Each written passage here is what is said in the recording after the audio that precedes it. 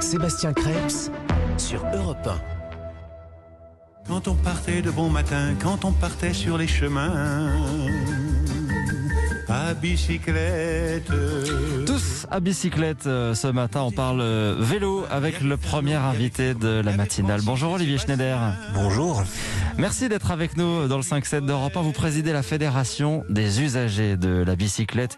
On entend beaucoup un mot en ce moment, ce néologisme, la vélorussion. C'est la révolution du vélo un peu partout, très nettement dans les villes. On l'a bien vu au moment du déconfinement du printemps dernier. Mais on en est où un an après ?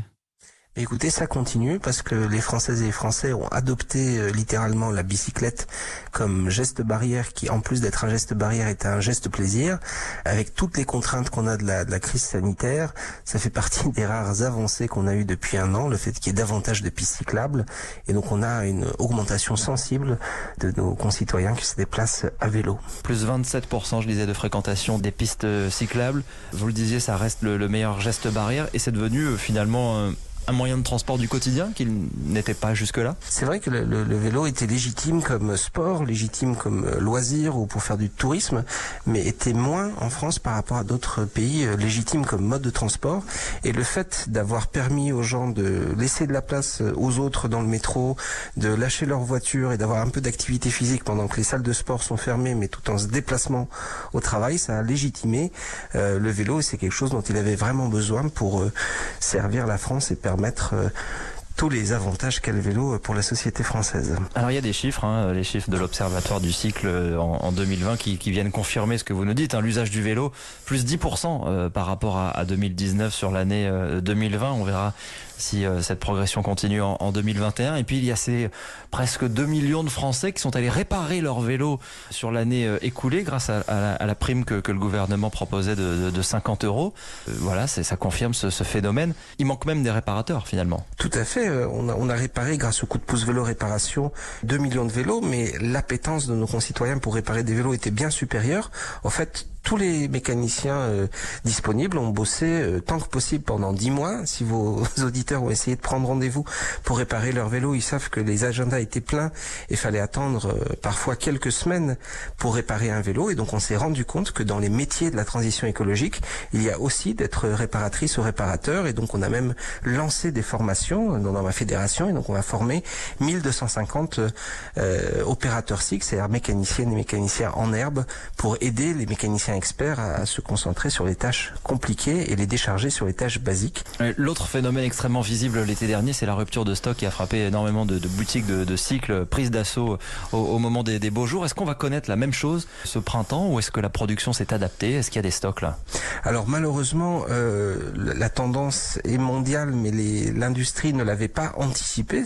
Malheureusement, alors je ne parlerai pas de pénurie, mais il y a une tension. C'est-à-dire que si vous voulez acheter un vélo, que vous n'êtes pas trop exigeant, on trouve encore des vélos neufs, je rassure vos auditeurs. Par contre, si vous voulez un modèle très précis, les délais peuvent même dépasser 1 an si vous voulez tel modèle, telle couleur et que c'est sur commande.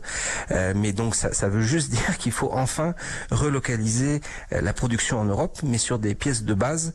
On est dépendant de l'Asie du Sud-Est et donc ce serait intéressant de rapatrier cette industrie-là en Europe. Et la France est bien positionnée en termes de production de cycles ?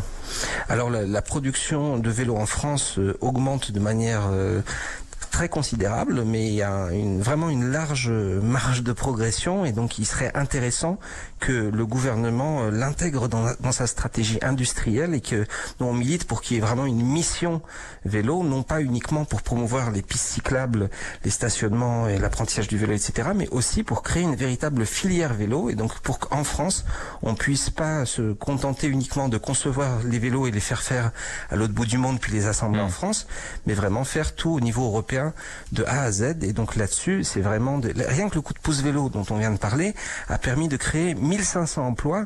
Vous imaginez ce secteur qui est passé en 2 ans de 2 milliards à 3 milliards. Donc il n'y en a pas beaucoup de secteurs qui ont cru en 2 ans de quasiment 50%. Ça va continuer, c'est une tendance lourde et ce serait une erreur politique de ne pas considérer que c'est aussi stratégique que l'automobile ou que l'aérien. Alors il y a les aménagements cyclables, vous en parliez, dans les villes qu'on a vu pousser au moment aussi du déconfinement, les fameuses Corona pistes par exemple à Paris, du provisoire qui finalement s'est installé.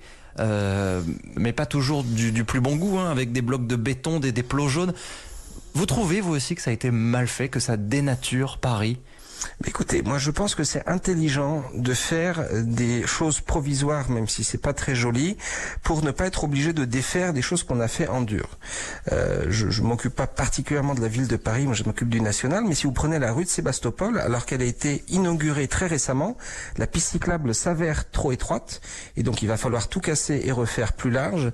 Si on avait fait ça avec de la peinture et des blocs de béton, certes pendant quelques mois ça aurait été moche, mais on se serait aperçu que l'axe nord-sud doit être plus large, et donc évidemment que ça doit pas rester comme ça, mais de l'autre côté, je pense qu'on retiendra après la crise du corona concernant le vélo, que c'est bien d'expérimenter avant de faire en dur, parce que peut-être qu'on va se rendre compte que la piste cyclable, si on la fait plus large, ou si on la fait de l'autre côté de la rue, ou si on la travaille autrement, finalement elle sera plus pertinente. C'est dommage de risquer de se tromper, de devoir défaire des choses. Par contre, évidemment, le provisoire, il faut ensuite le pérenniser de manière qui soit belle et cohérente, qui s'insère dans la ville. Olivier Schneider, président de la Fédération des usagers de la bicyclette. Merci à vous d'avoir été avec nous, et bon trajet avec à vélo, j'imagine, pour ce matin ou pour ce week-end. Merci. Europe 1.